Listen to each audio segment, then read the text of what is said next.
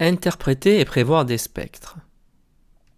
Qui peut penser en admirant un feu d'artifice que les couleurs observées proviennent de l'interaction de la lumière avec différents atomes, le cuivre pour le bleu ou le sodium pour le jaune par exemple?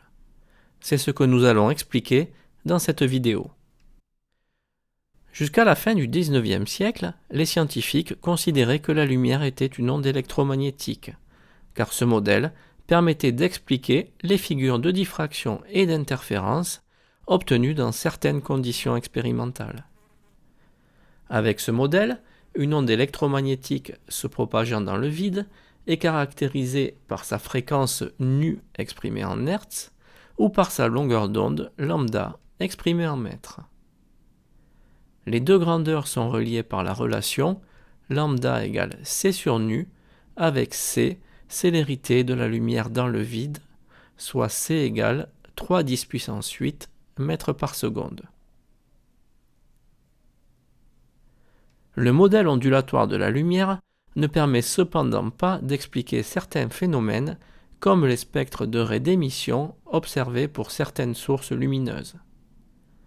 Suite aux travaux de Planck et Einstein au début du XXe siècle, on sait qu'une onde électromagnétique de fréquence nue peut aussi être décrite comme un ensemble de photons, particules de masse nulle et d'énergie E égale h nu égale hc sur lambda.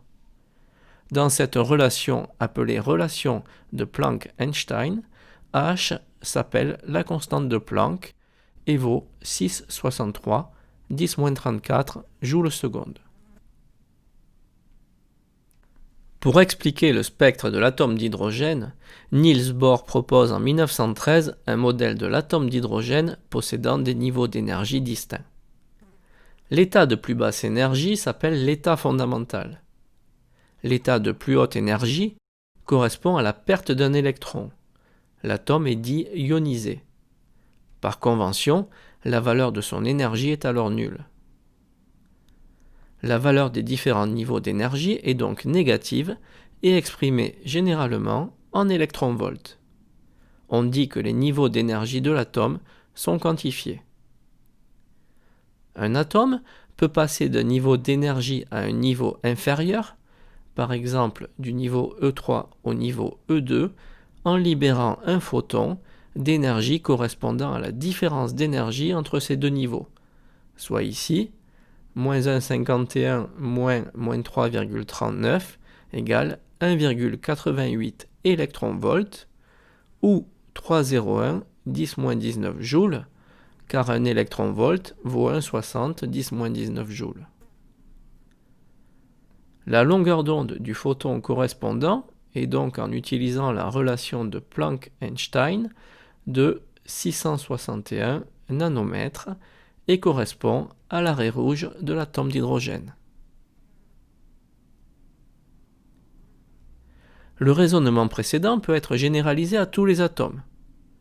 Au cours d'une transition entre deux niveaux d'énergie, un atome peut soit émettre un photon en passant à un niveau d'énergie inférieur, soit absorber un photon et passer à un niveau d'énergie supérieur.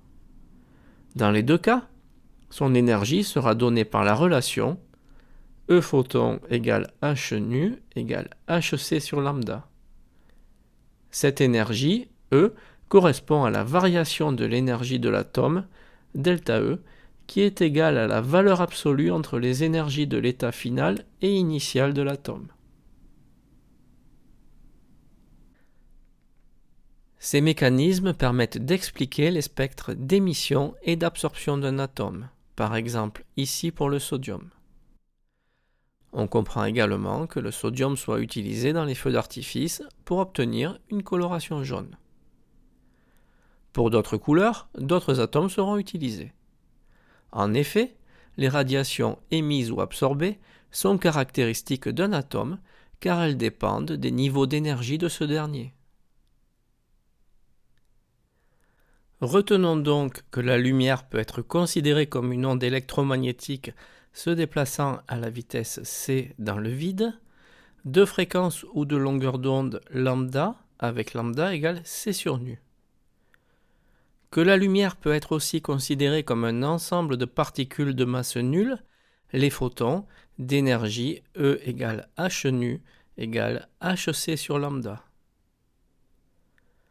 Que les niveaux d'énergie d'un atome sont quantifiés et qu'au cours des transitions, un photon d'énergie E égale h nu égale hc sur lambda est émis ou absorbé.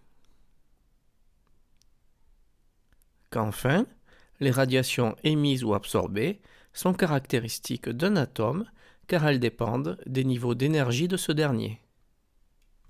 Réalisons un petit test de 3 questions. Mettez en pause lorsque le symbole suivant s'affiche pour prendre le temps de répondre. Choisir là où les bonnes réponses. L'énergie d'un photon s'exprime à l'aide de la relation E égale hc sur lambda, E égale h nu, E égale h lambda sur c.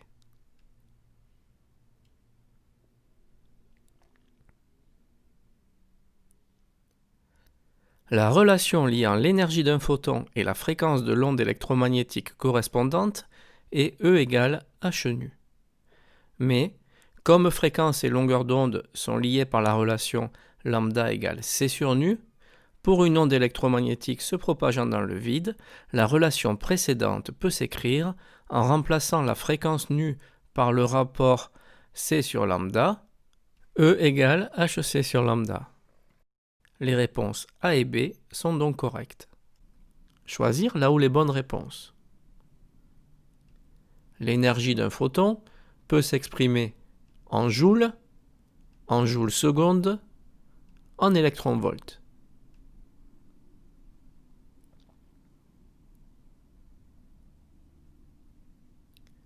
L'unité d'énergie du système international est le joule. En physique des particules, on utilise souvent une autre unité, l'électronvolt. Elle est telle qu'un électronvolt vaut 1,60 10-19 joules. Les réponses A et C sont donc correctes. Choisir la bonne réponse. Le spectre d'émission de l'atome d'hydrogène est représenté ci-dessous et son diagramme d'énergie est représenté ci-contre. Sachant que la radiation de longueur d'onde 411 nanomètres correspond à une transition entre les niveaux d'énergie E6 et E2, sans calculatrice, dire si la radiation de longueur d'onde 656 nanomètres correspond à une transition du niveau d'énergie E6 vers le niveau d'énergie E1, du niveau d'énergie E3 vers le niveau d'énergie E2, du niveau d'énergie E2 vers le niveau d'énergie E3.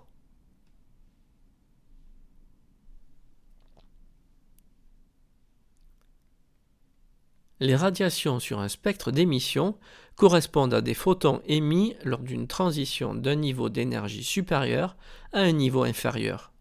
La réponse C ne peut être correcte. Enfin, la longueur d'onde de la radiation rouge, 656 nanomètres, étant supérieure à celle de la radiation violette, 411 nanomètres, la fréquence du photon libéré lors de l'émission de la radiation rouge sera plus faible. Son énergie h nu sera donc également plus faible et correspondra à une transition entre des niveaux d'énergie de l'atome plus rapprochés que dans le cas de la radiation violette. Il s'agit donc d'une transition du niveau d'énergie E3 vers le niveau d'énergie E2.